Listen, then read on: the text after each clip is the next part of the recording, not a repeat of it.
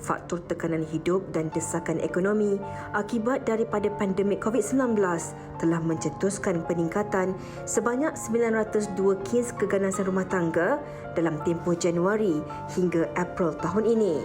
Andaikan kita masih lagi bersama, bayangkan masa depan kita berdua. Wanita hari ini, wanita hari ini bijak mengatur, mengurus mata wantanya, usahawan, ibu, istri, permaisuri.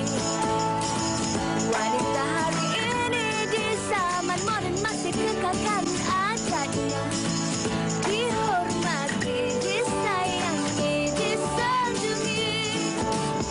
Wanita hari ini. Wanita hari ini kembali bersiaran menemani anda hari ini tanggal 24 Jun 2021. Assalamualaikum dan salam sejahtera kami ucapkan kepada anda penonton-penonton setia Wanita hari ini yang bukan sahaja menonton kami secara langsung ketika ini tapi yang juga bersama dengan kami dalam talian di Facebook. Terima kasih banyak-banyak. InsyaAllah saya Fiza Sabjahan dan juga Uyaina Arsyad akan menemani anda selama 1 jam ini. Lama rasanya tak lihat Fiza di studio. Kan kita selalu dah berapa lebih kurang sebulan 2 ni juga kan. Betul. Kita tak berjodohan di studio, kita berjodohan di rumah dan di studio. Betul dalam Okey. talian. Baik, seperti yang Fiza katakan tadi, hari ini 24 Jun, Fiza sedar tak sedar, kita dah memasuki ke separuh dan nak habis separuh pertama dah untuk tahun 2021 ni, dan sayang sekali kita masih lagi bergelut dengan COVID-19, pandemik yang melanda seluruh dunia. Dan seperti biasa Fiza, sebagai permulaan di setiap kali kami bersiaran, kami akan ingatkan kepada kita semua tentang status COVID-19 yang sedang berlaku di negara kita saat ini. Baik, sehingga semalam, kes baharu yang dicatatkan ada sedikit peningkatan daripada hari kemarin, di mana sehingga semalam kes baharu yang dicatatkan adalah sebanyak 5,244 kes. Dan kalau kita lihat Selangor mencatat kes tertinggi sebanyak 2,001 kes.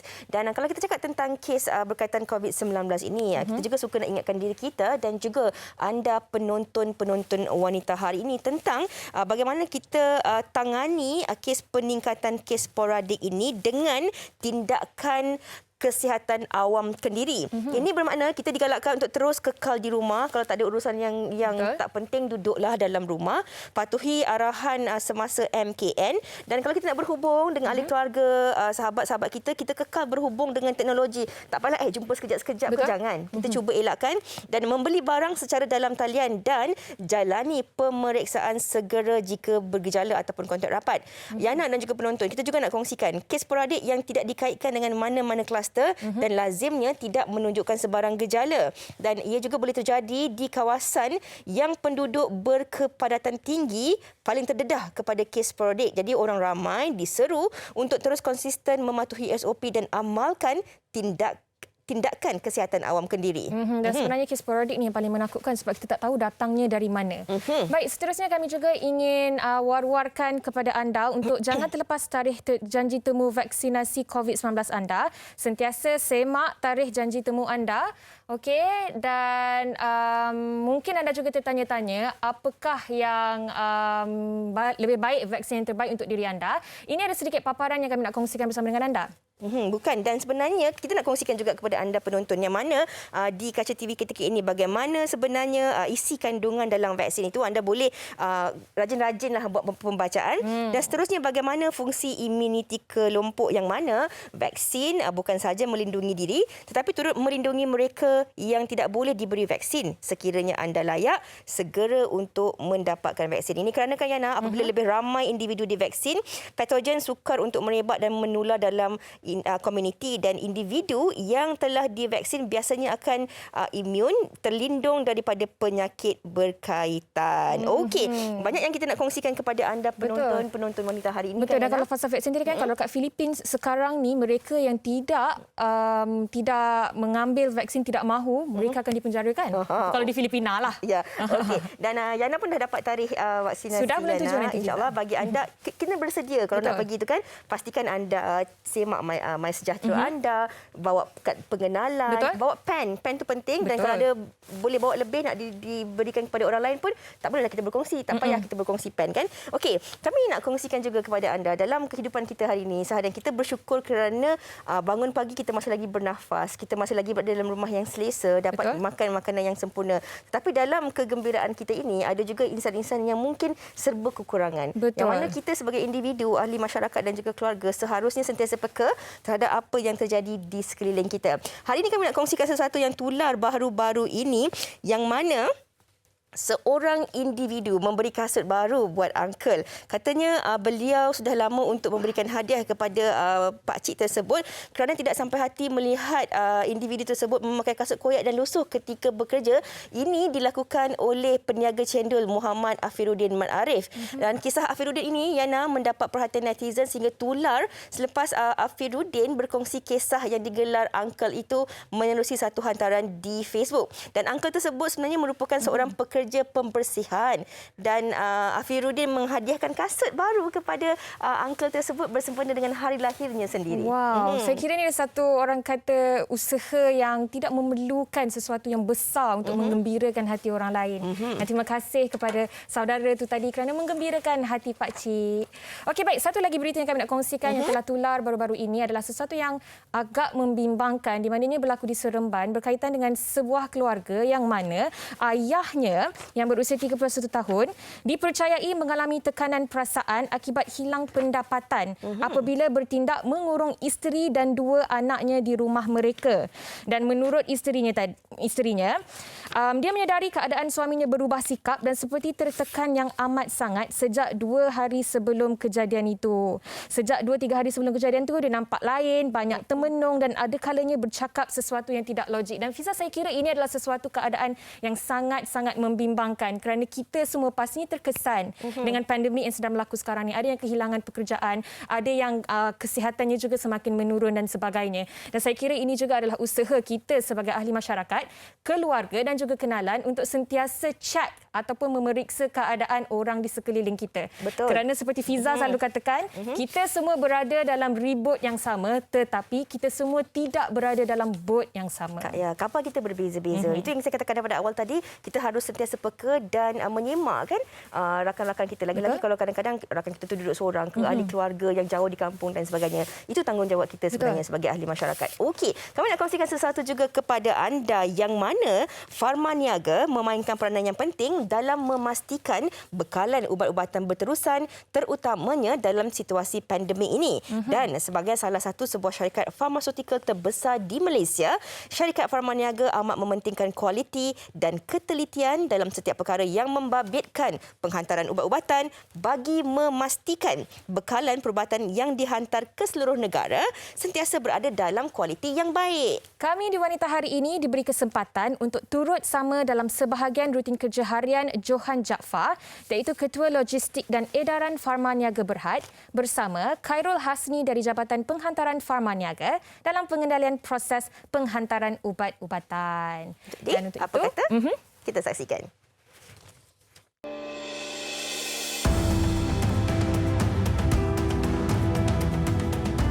Pharma Niaga Berhad antara syarikat peneraju industri farmasutikal negara.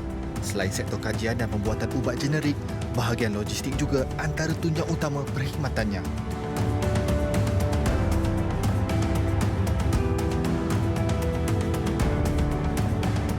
Nama saya Johan bin Jaafar dan jawatan saya adalah pengurus kanan Pharma Niaga Logistik Sinar Berhad, Warehouse Bukit Raja.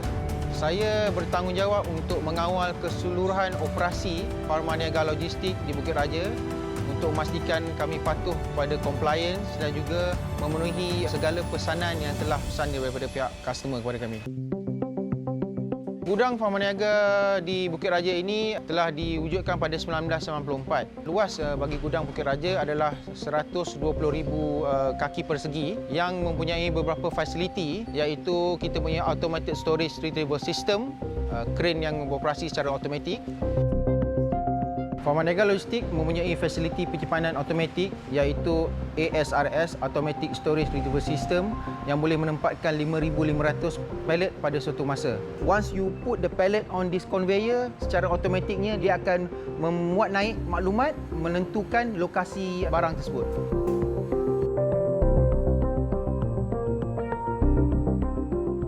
Kami perlu memastikan keseluruhan operasi mengikut tata cara yang telah ditetapkan, iaitu amalan edaran baik. Jadi setiap proses perlu mematuhi segala tata cara. Penghantaran perlulah memenuhi tata cara dan kualiti yang telah ditetapkan supaya pelanggan menerima produk yang berkualiti dari pihak gudang Pharmanega. Hai, nama saya Carol. Saya dari bahagian penghantaran Pharmanega. Tugasan saya memastikan sebelum membuat penghantaran ke hospital, farmasi dan klinik, kami akan membuat pemeriksaan terlebih dahulu dan memastikan produk Pharmanega sampai dalam keadaan yang selamat dan teratur. Logistik adalah satu unit penting syarikat farmaseutika seperti Pharmanega.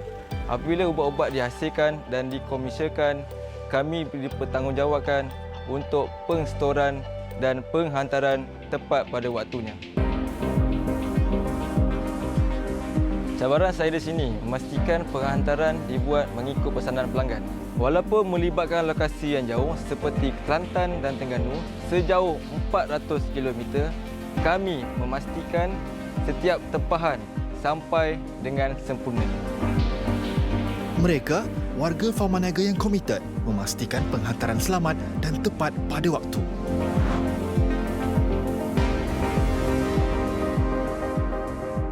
Baiklah, kembali terus bersama dengan kami. Itulah begitu komitednya pekerja-pekerja Pharmanega ini yang bekerja dalam tempoh pandemik ataupun PKP ini. Okey, kita nak berkongsi kepada tetamu-tetamu kita, kepada penonton-penonton kita tentang topik yang bakal kita bawakan pada hari ini. Yang mana hari ini bukan isu yang baharu, tetapi ia mungkin satu isu yang sedikit tabu dalam kalangan masyarakat kita yang sukar untuk dibincangkan. Kerana ia ada berkaitan dengan menjaga aib pasangan, menjaga kerahsiaan dalam rumah tangga dan sebagainya. Tetapi ini isu yang harus kita bantu.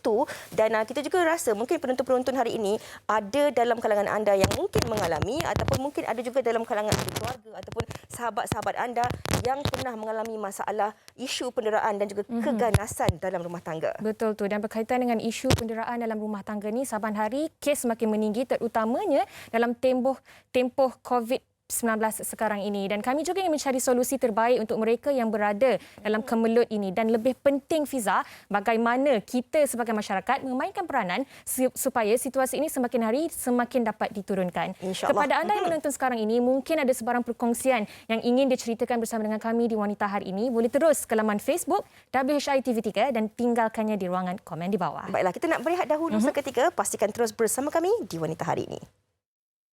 Wanita hari ini. Wanita hari ini.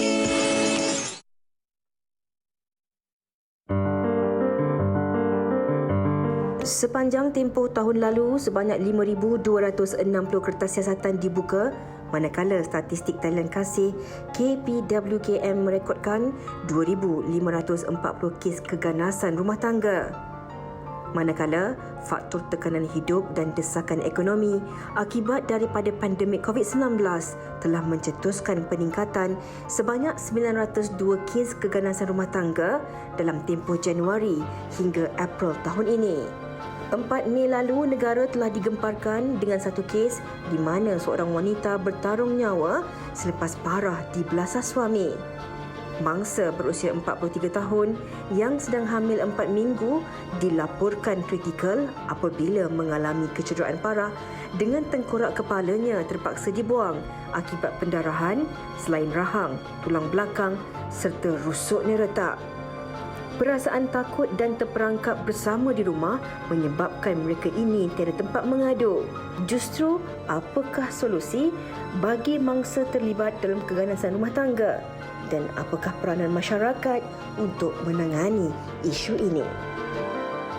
Menakutkan, menyeramkan dan menggusarkan bila kita tengok paparan berkaitan dengan keganasan rumah tangga sebentar tadi. Tapi seperti di hujung paparan itu tadi, kita sebenarnya bukan nak menuding jari kepada sesiapa tetapi lebih kepada mencari solusi terhadap kes keganasan rumah tangga yang semakin berleluasa sekarang ni.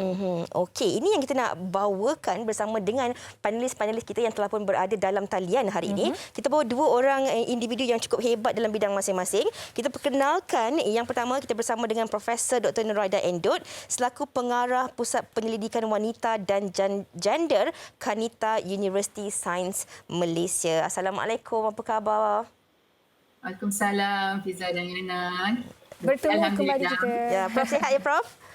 Alhamdulillah, Fiza dengan Yana harap sihat juga ya. Alhamdulillah. Dan kita juga bersama dengan Encik Muhammad Sharafi Muhammad Saleh yang merupakan seorang peguam syar'i. Assalamualaikum, Encik Sharafi. Waalaikumsalam warahmatullahi taala wabarakatuh.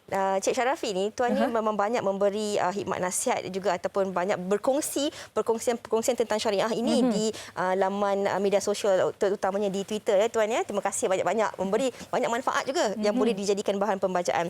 Okey, sebagai pembuka tirai perbincangan kita pada hari ini, mungkin Prof boleh kongsikan dahulu. Kita selalu cakap tentang keganasan rumah tangga, Prof. Tetapi sejauh mana sebenarnya kami di studio dan juga penonton-penonton memahami apa yang dimaksudkan sebagai keganasan rumah tangga itu sendiri. Silakan, Prof. Okey, terima kasih Fiza. Bismillahirrahmanirrahim. Assalamualaikum warahmatullahi kepada semua yang menonton. Perkara yang pertama yang kita perlu bincangkan ya untuk memahami keganasan rumah tangga ialah definisi lah. Biasanya kan sebagai seorang ahli akademik ni saya selalu mendefinisikan dulu terminologi ya. So perkataan keganasan rumah tangga itu sebenarnya merujuk kepada apa jua bentuk keganasan yang berlaku dalam ruang kehidupan keluarga itu secara umumnya. Tapi seringnya lebih sering keganasan rumah tangga ini merujuk kepada satu bentuk keganasan yang kita panggil keganasan berasaskan gender ya. Keganasan berasaskan gender ini maksudnya keganasan itu dilakukan oleh sebab gender seseorang ya. Biasanya dalam hal ini oleh sebab seorang itu wanita atau keganasan itu dilakukan lebih banyak terhadap satu gender, terhadap wanita contohnya. Itu adalah satu definisi yang dipakai secara meluaslah di seluruh dunia. Yang biasanya bila kita kata keganasan rumah tangga itu dirujuk kepada keganasan yang dihadapi oleh wanita dalam keluarga lah. Tapi keganasan rumah tangga juga dari segi undang-undang di Malaysia contohnya dia juga merangkumi keganasan yang dihadapi oleh ahli-ahli keluarga yang lain terutamanya kanak-kanak dalam keluarga. Kalau ada orang dewasa yang tetapi yang tidak upaya contohnya juga boleh dikatakan sebagai mengalami keganasan rumah tangga jika mereka diganasi oleh ahli-ahli yang lain ya. So kita memang ada definisi itu dalam Akta Keganasan Rumah Tangga 1994 di Malaysia. Dan Malaysia saya juga ingin kongsikan bahawa Malaysia adalah salah satu negara yang paling awal ya di rantau Asia Tenggara ini yang ada akta yang khusus tentang keganasan rumah tangga. Jadi memang sudah isu keganasan rumah tangga sudah cuba ditangani ya oleh kerajaan kita dari awal dan oleh masyarakat kita juga dari sudah beberapa puluh tahun lah ya. Baik, sekarang ni ada lagi nak ditambah, Prof? Tak apa, untuk setakat ni saya Okey Fiza, maknanya sekarang kita dah faham yang keganasan rumah tangga ni bukan hanya tertumpu kepada pasangan ataupun isteri tetapi ia juga melitupi untuk anak-anak dan mereka yang berada dalam household ataupun rumah tangga ahli itu. keluarga Betul, yang ahli berada dalam rumah tangga tersebut. Okey. Baik, mungkin Encik Sharafi nak kongsikan juga bentuk-bentuk keganasan rumah tangga yang ada. Sebab mungkin ada kalangan kita yang merasakan bahawa cuma hentaman ataupun kecederaan fizikal yang dialami oleh seseorang itu sahaja yang membawa kepada keganasan rumah tangga. Tetapi sebenarnya ia juga meliputi aspek seperti perkara yang dikatakan dan sebagainya. Dari sudut mentalnya juga. Macam mana Encik Sharafi? Baik, bismillahirrahmanirrahim. Assalamualaikum warahmatullahi wabarakatuh. Terima kasih saya ucapkan kepada pihak wanita hari ini untuk jemput kita. Baik, merujuk kepada persoalan yang diajukan berkenaan bentuk keganasan rumah tangga ni tuan-tuan. Dia sebenarnya dia ada beberapa bentuk keganasan rumah tangga kita boleh pecahkan ataupun kita boleh asingkan. Yang pertama, penderaan ni datang dari sudut bentuk fizikal. Maksudnya tubuh badanlah dicederakan oleh suami maupun isteri. Dia tak semestinya isteri saja.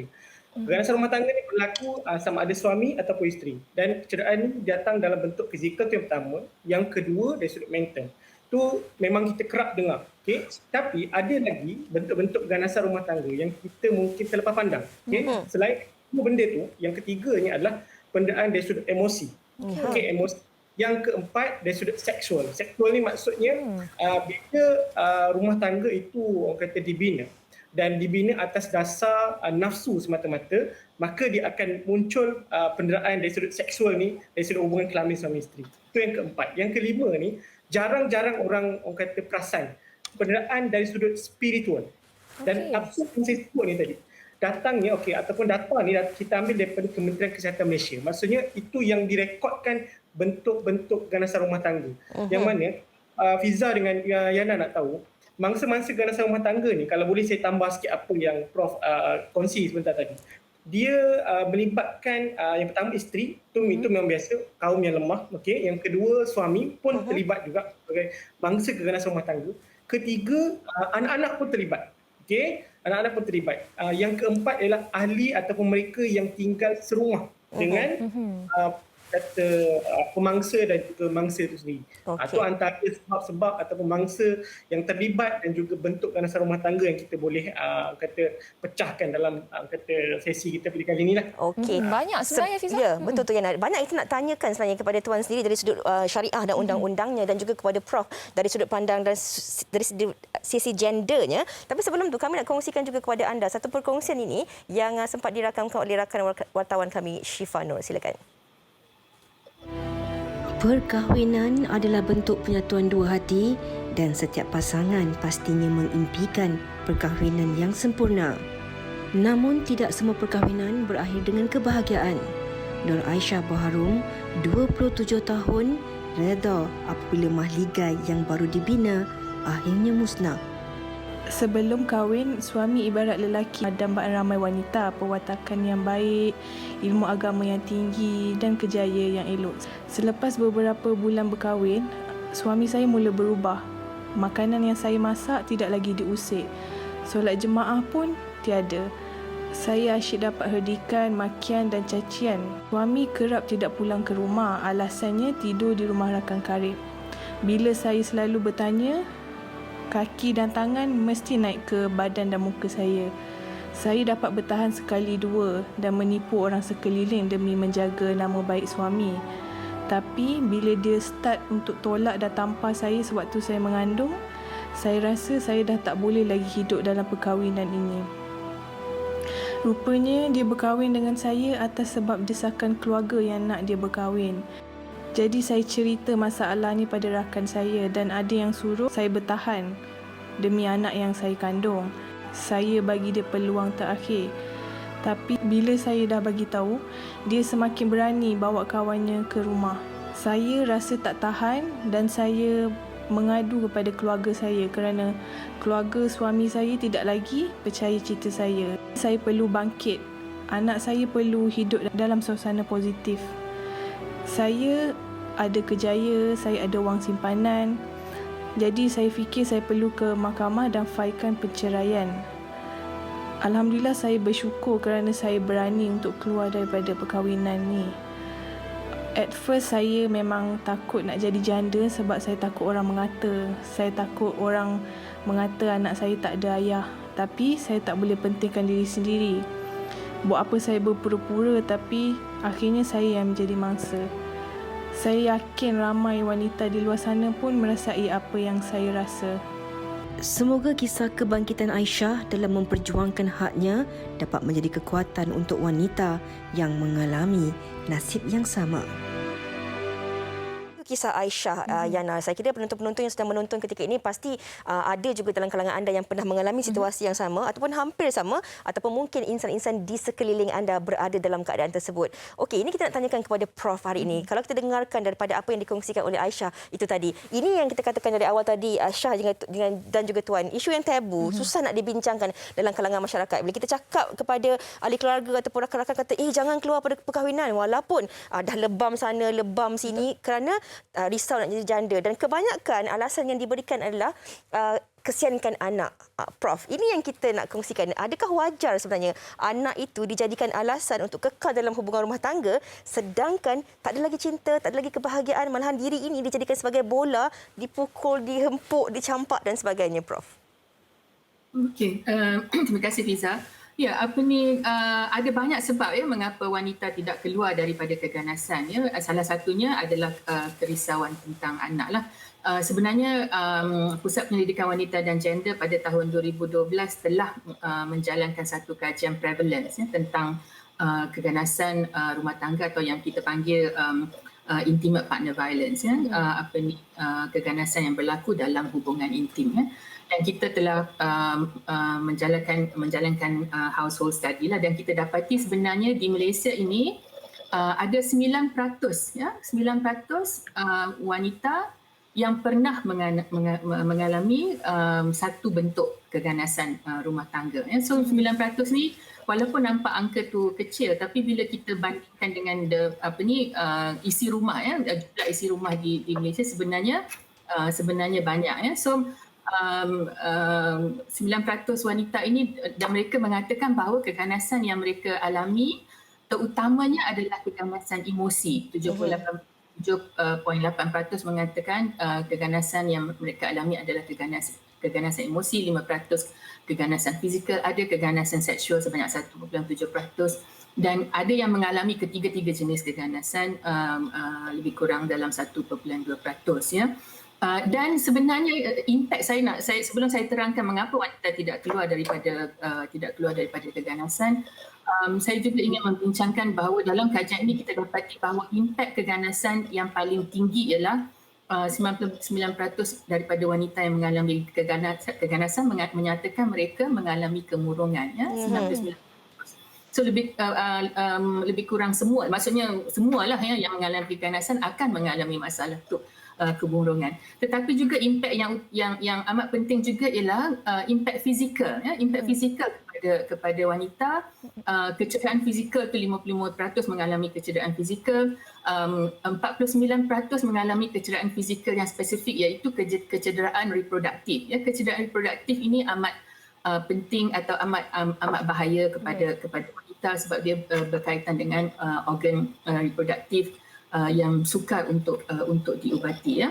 Dan juga 44% mengalami masalah yang berkaitan dengan gastrointestinal, bersakit perut sebab selalu risau. Bila selalu risau boleh dapat gastrik dan sebagainya. Jadi impak dia bukan sahaja impak yang tidak nampak, impak yang nampak pun ada. So dan bila wanita mengalami impak seperti ini, sebenarnya mereka juga menjadi tidak produktif, tidak boleh nak bekerja dengan baik, tidak boleh nak biasanya dihalang dari keluar rumah, tidak dapat financial independence dan sebagainya. So banyak impak kepada keganasan. Dan maklum balas yang kita dapati dari wanita juga ialah sebab mereka tidak meminta bantuan, memang ada sebab yang anak, tapi yang penting juga, yang saya rasa yang ini kita perlu tangani dalam konteks masyarakat kita. Wanita telah menganggap bahawa keganasan itu perkara biasa. Jadi kita boleh, dalam perkahwinan kita boleh expect suami kita boleh pukul kita. Itu yang perlu kita tangani yang paling utama. Dan saya rasa mungkin Cik Sharafi mungkin boleh expand nanti sedikit tentang mengapa wanita berfikiran macam inilah dari segi ajaran agama dan sebagainya. Sebab ada banyak alasan yang diberikan, ialah alasan seperti ajaran kita tak boleh melawan suami dan sebagainya. Jadi so dia merasakan keganasan sudah jadi perkara biasa, tidak mahu memalukan keluarga, dia sendiri malu untuk keluar dari perkahwinan, dan dan ada juga keadaan di mana dia takut suami dia lebih ganas lagi bila dia keluar, bila tak dapat bantuan yang betul, dia pulang dan keganasan itu akan meningkat. Dan kajian ada menunjukkan perkara ini yang bila dilaporkan, bila balik tidak mendapat bantuan yang efektif, balik ke rumah, keganasan itu akan meningkat sehingga berlaku pembunuhan yang seperti kita lihatlah yang sedang berlaku sekarang. Baik, Prof, kita dah faham sebenarnya ada banyak sebab kenapa seorang wanita, seorang isteri itu masih lagi kekal dalam sesebuah perhubungan walaupun sudah dipukul dan sebagainya. Dan kalau kita lihatkan tadi, Prof, perkongsian oleh responden kita tadi mengatakan bahawa beliau adalah seorang yang berkerjaya, mempunyai simpanan dan sebagainya, mampu berdiri di atas kaki sendiri sekiranya berlaku perceraian.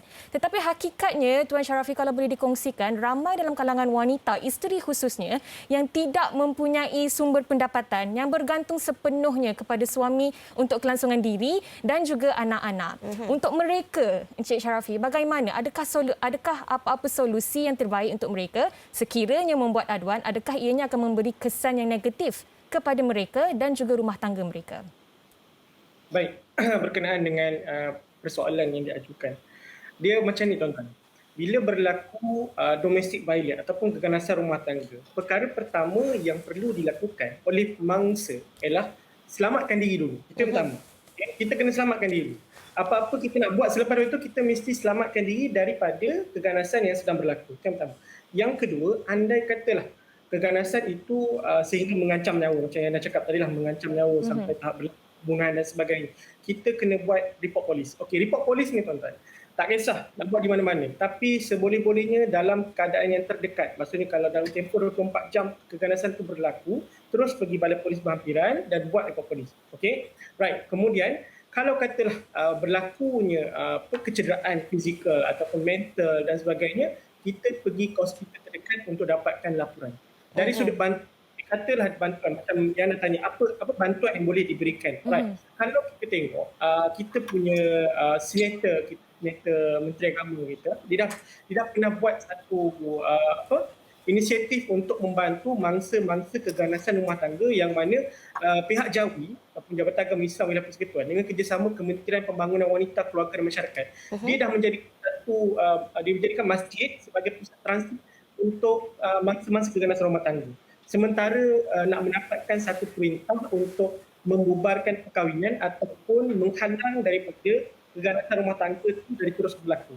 Okey, bantuan selain daripada pusat transit itu, okey, katalah kita nak pihak-pihak nak bercerai, anak bersama dah, sebab bagi saya bila berlaku mudarat dalam diri, dalam perkahwinan, wajib untuk kita hilangkan. Sesuai dengan grafik, kemudaratan itu hendaklah dihilangkan. Ini memang kaedah yang kita guna bila kita bawa kes berkaitan dengan domestic violence di mahkamah syariah. Okey.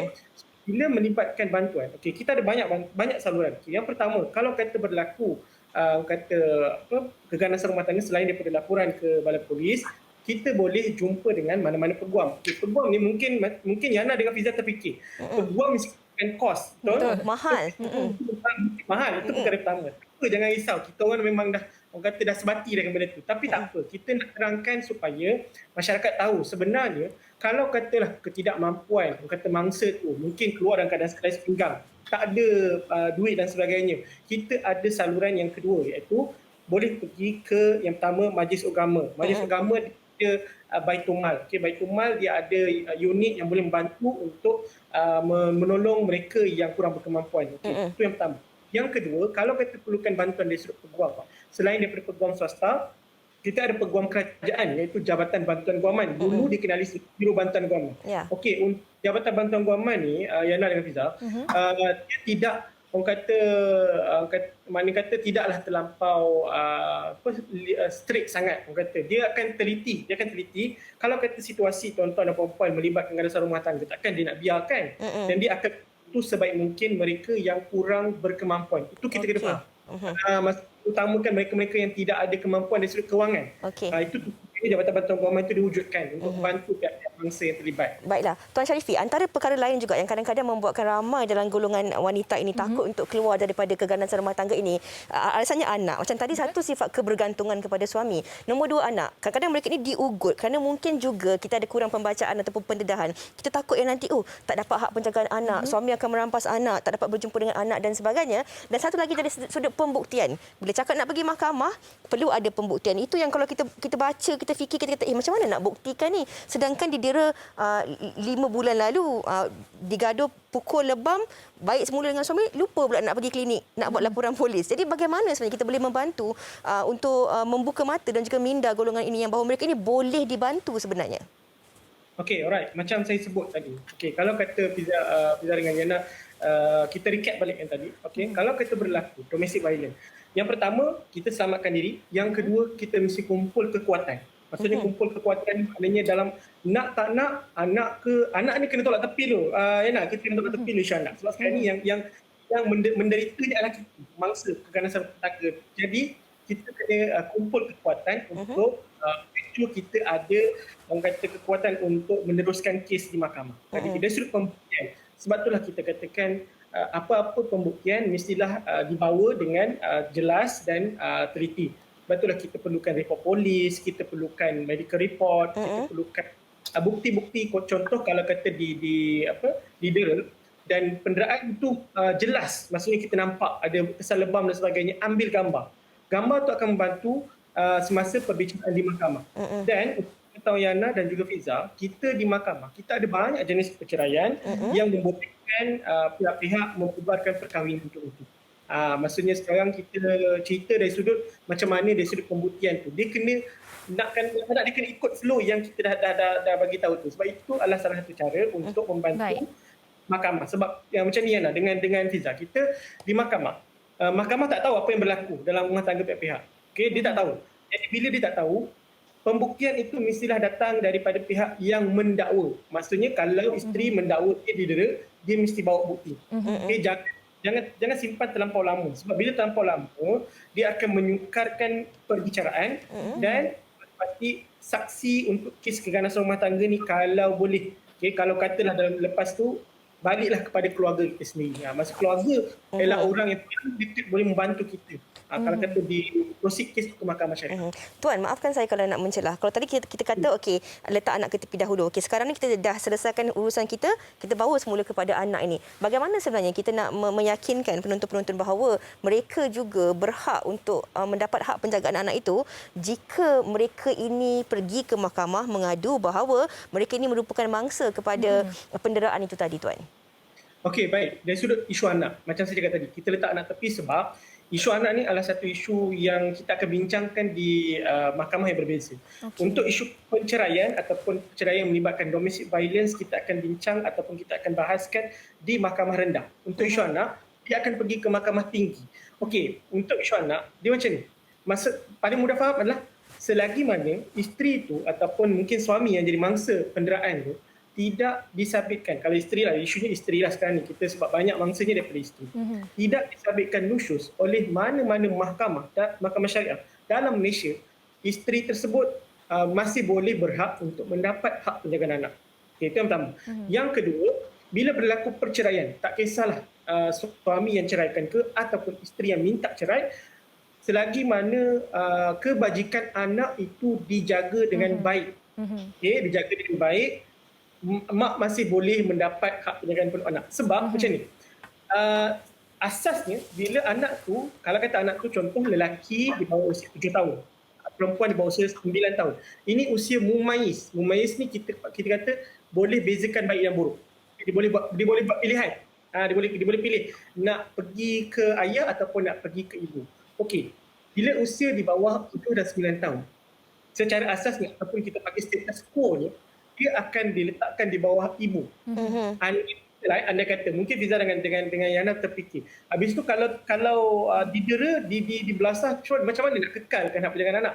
Jangan risau. Sebenarnya itu lagi menguatkan yang isteri itu layak untuk mendapat ajaran penuh anak. Okey.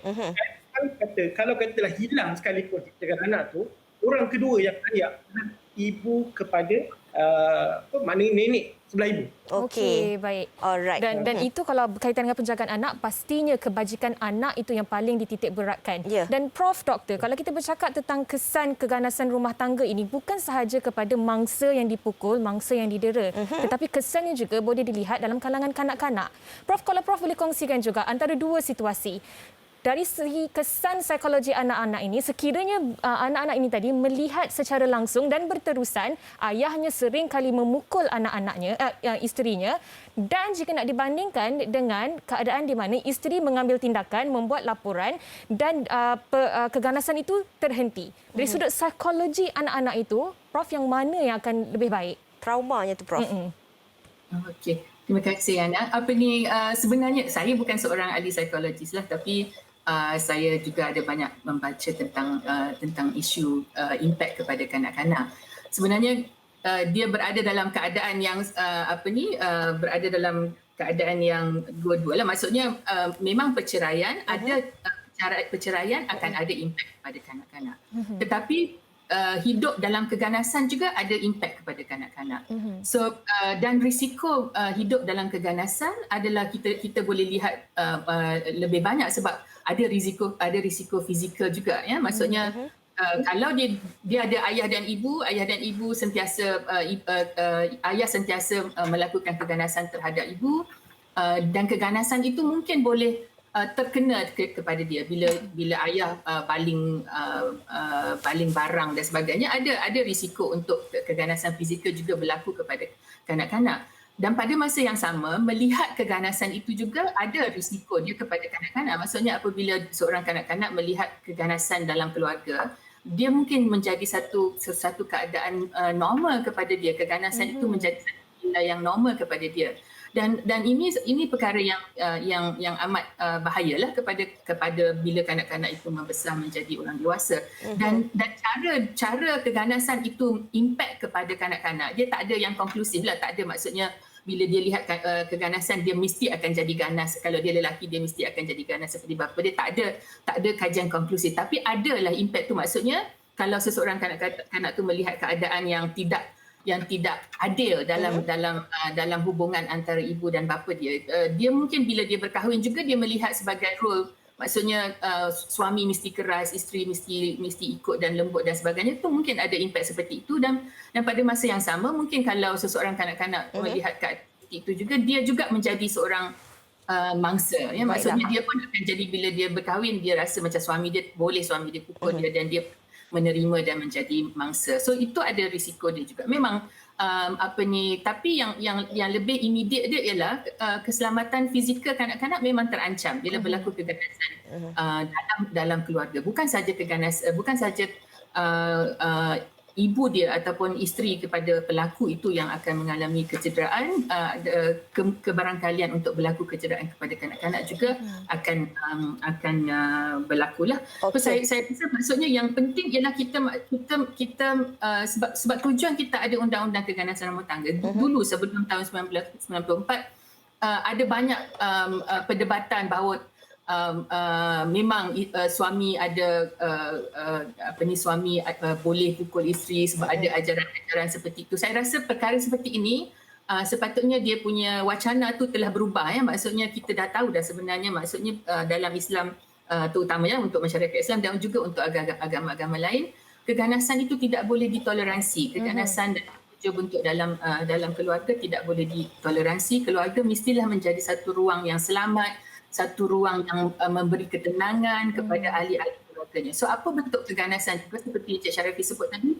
ia adalah satu benda yang mudarat, maksudnya yang membawa kepada kemudaratan. Itu tidak boleh berlaku dalam keluarga, yang perlu ditanya. Baiklah. Itu yang kita perlu beritahulah. Okey. Prof, di penghujung perbincangan kita ini, Prof, mungkin Prof boleh memberi sedikit kesimpulan ringkas. Kenapa ramai juga ada sudut gendernya, ramai wanita yang sanggup bertahan demi cinta dengan harapan pasangan mereka akan berubah walaupun tidak. Dan bagaimana kita nak bantu mereka ni untuk bangkit keluar, mendapatkan pertolongan bahawa cinta bukan bermaksud boleh dikasari. Betul. Memang kita perlu dari segi jangka panjangnya kita perlu mengajar masyarakatlah bahawa keganasan ini tidak boleh ditoleransi. Mesti kita ada zero tolerance, ya. Kosong toleransi terhadap keganasan dalam apa bentuk itu. So itu kita kena ajarlah, maksudnya secara umumnya. Tetapi pada masa yang sama yang penting bagi wanita ini, sebab salah satu perkara daripada kajian kami yang menjadi trigger, yang menjadi dorongan kepada wanita untuk keluar dari keganasan ialah sokongan sosial yang baik. Ya? Bila ada sahaja keluarga yang memberi sokongan kepada mereka untuk keluar dan tidak mengatakan duduklah dulu, sabarlah dulu dan sebagainya, bila ada sahaja mereka lebih berani untuk keluar. Itu adalah faktor yang kedua ya, yang dalam balas yang mereka bagi. Yang pertama bila dia dah tahanlah keganasan. Yang kedua dia kata sokongan keluarga. Bila sahaja keluarga memberi sokongan, so kita sebagai ahli masyarakat perlu sentiasa peka lah kepada situasi keganasan. So saya rasa dalam keadaan yang berlaku dalam masa pandemik ni ada juga yang maklumat diberitahu oleh jiran dan sebagainya. So maksudnya keluarga, social support tu tak semestinya ahli keluarga saja. Kadang-kadang ahli keluarga Community juga community, jiran terutama dalam keadaan pandemik ini penting untuk memberi perhatian lah jika berlaku macam ni. Tak apa kalau kita silap, kita dengar ada bising-bising gaduh-gaduh, kita tolong. Tapi kalau kita silap tak apa. Sebenarnya bukan bergaduh sebab sebenarnya tengok drama dan sebagainya. Tapi kita perlu ada, kita contact lah maksudnya ada masalah ke, kalau ada masalah macam mana. Okey, konklusi yang terbaik oleh Prof dan mungkin sedikit nak ditambah oleh Tuan Sharafi, silakan.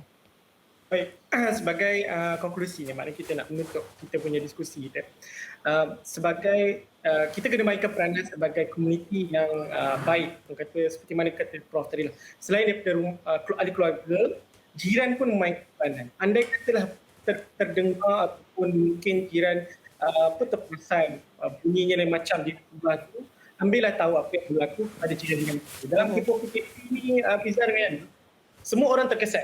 Okay, semua terkesan. Bukan sekadar terkesan dari sudut pekerjaan, emosi dan mental juga memberi tekanan. Orang kata, yalah, cuma cara kita untuk mengendalikan ketekanan tersebut. So kalau kata berlaku, orang kata domestic violence, kalau kata pihak-pihak mangsa tu tak boleh nak buat, kalau kata nak report dan sebagainya, kita sebagai jiran ataupun orang terdekat boleh membantu.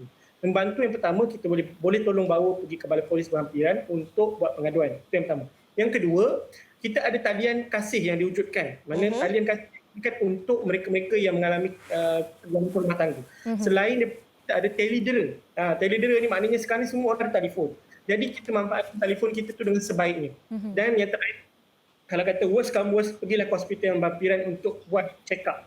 Okay? Jangan kita kekal dalam rumah tangga yang toksik hanya disebabkan nak bertahan disebabkan isu anak. Jangan.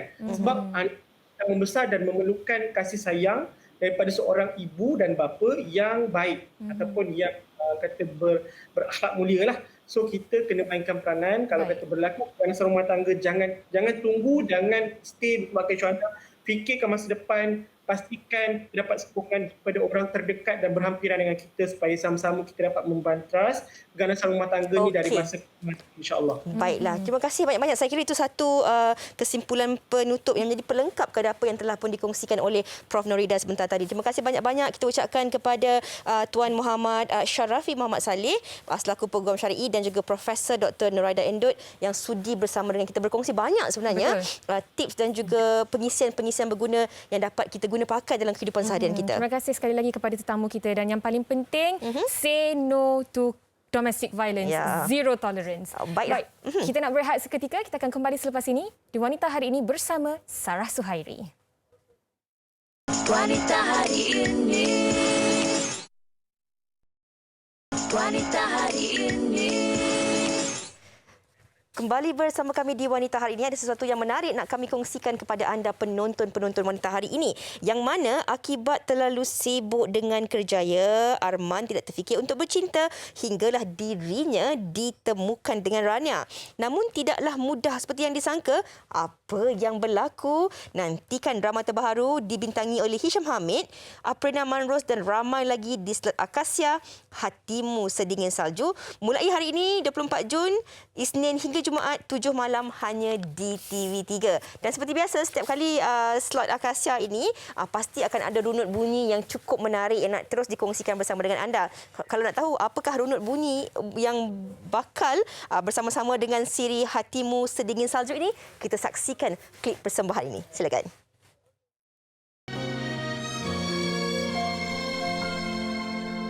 Andaikan kita masih lagi bersama, bayangkan masa depan kita berdua.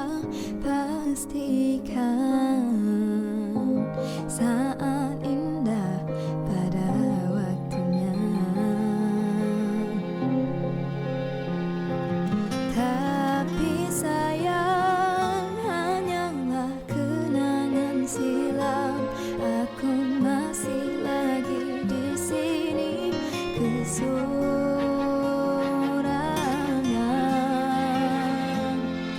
Andai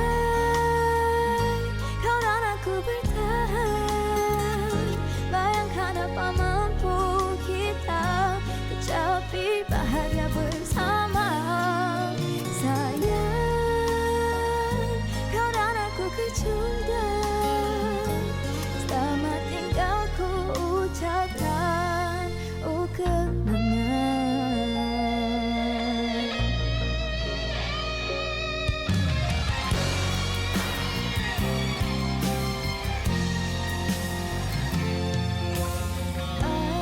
Andaikan kita masih lagi bercinta, bayangkan kemungkinan kita bersama. Pastikan sering indah walau jauhan. Tapi sayang hanyalah kenangan silam. Aku masih lagi di sini kesorangan. Andai kau dan aku bertahan, bayangkan apa mampu kita kecapi bahagia bersama. Andaikan oleh Sarah Suhairi, lagu yang diangkat menjadi OST untuk drama Slot Akasia yang bermula malam ini iaitu Hatimu Sedingin Salju. Dan sekarang ni kita pun sudah terhubung dalam talian bersama dengan penyanyi tersebut, Sarah Suhairi. Assalamualaikum. Waalaikumsalam. Hai, apa khabar? Baik, Alhamdulillah. Okey, Sarah, pertama sekali tahniah sebab lagu Andaikan ini menjadi OST untuk drama yang bakal ditayangkan malam ni. Tetapi sebelum tu, yang nak tanya, adakah lagu Andaikan ini memang ditulis untuk drama ini ataupun seolah-olah liriknya sesuai dengan drama ni sebenarnya? Baiklah, kalau bercerita tentang lagu ni sebenarnya, kita tidaklah tulis lagu ini berdasarkan jalan cerita drama yang akan ditayangkan pada hari ini. Tetapi sebenarnya Sarah dah pun rekod pada awal tahun 2019. Sangat-sangat sebenarnya. Tapi alhamdulillah rezeki untuk dapat menjadi OST untuk drama Hatimu Sedingin Salju ni dibintangi oleh Afina Manrus dan juga Hisham Hamid. Bermula pada hari ini, Sarah sangat-sangat honored, sangat-sangat berbesar hati untuk menjadikan lagu Andaikan ini sebagai OST. Dan juga lagu ini diciptakan oleh Sharon Paul dan juga lirik daripada Shah Shamshiri. Okey, tetapi mungkin boleh ceritakan juga sebenarnya Andaikan ni menceritakan tentang apa dan adakah ianya berkait rapat dengan kisah hidup Sarah juga? Baiklah, sejujurnya lirik lagu ini tidaklah berkait rapat ataupun tidak ada related dengan Sarah punya kisah kehidupan. Tetapi lagu ini berkisahkan tentang satu pasangan di mana mereka menyesali sebab tidak bersama sebelum ini dan akhirnya salah seorang daripada pasangan itu telah pun pergi. Jadi lagu ini tentang andai kita dapat bersama sebelum ni, kita dah dapat bahagia. Jadi itulah jalan cerita sedikit sebanyak daripada lagu Andaikan. Allah, sedihnya lirik dia. Tetapi untuk penonton dan peminat-peminat Sarah sendiri, bagaimana sekiranya mereka nak mendengar dan terus mendengar lagu Andaikan ni? Mungkin boleh kongsikan. Baik, lagu Andaikan telah pun rilis dekat semua digital platform. Semua peminat-peminat Sarah dan penonton wanita hari ini boleh dengar dekat Apple Music, dekat Joox, Spotify dan banyak platform lain. Dan honored to say hari ini adalah hari yang Sarah akan lancarkan lirik video untuk Andaikan pada pukul 5 dekat YouTube channel MVM Music. Okey, Sarah. Terima kasih banyak-banyak, Sarah. Kami doakan selamat maju jaya untuk Sarah dan semoga dapat menghasilkan lebih banyak lagi karya-karya hebat selepas ini. Terima kasih, Sarah. Assalamualaikum. Bye-bye. Salam. Okey, itu dia tadi andaikan oleh Sarah Suhairi, dan kepada anda semua jangan ke mana-mana. Kita nak berehat seketika, kita kembali selepas ini di Wanita Hari Ini. Wanita Hari Ini. Kembali bersama kami di Wanita Hari Ini, dan Fiza, sudah tak sedar dah sejam kami bersiaran. Apa-apa pun diharapkan perkongsian kita pada hari ini dapat dijadikan tauladan untuk kita semua. Okey, esok kami akan kembali dengan topiknya hikayat perkahwinan kongsi rezeki. Hari ini tentang penderaan dan rumah tangga. Tapi esok sebenarnya bagaimana manfaatnya kongsi rezeki bersama dengan pasangan. Jadi sehingga berjumpa lagi, jaga diri anda. Jangan keluar kalau tak perlu. Betul. Stay safe, stay home. Assalamualaikum. Bye. Cekal hati dia tabah berani pendidik puteri dalam hal jati diri dia permaisuri kepada si suami kepada anaknya dia ratu di hati tunggak keluarga kalau bukan dia siapa lagi. Wanita Hari Ini bijak mengatur mengurus mata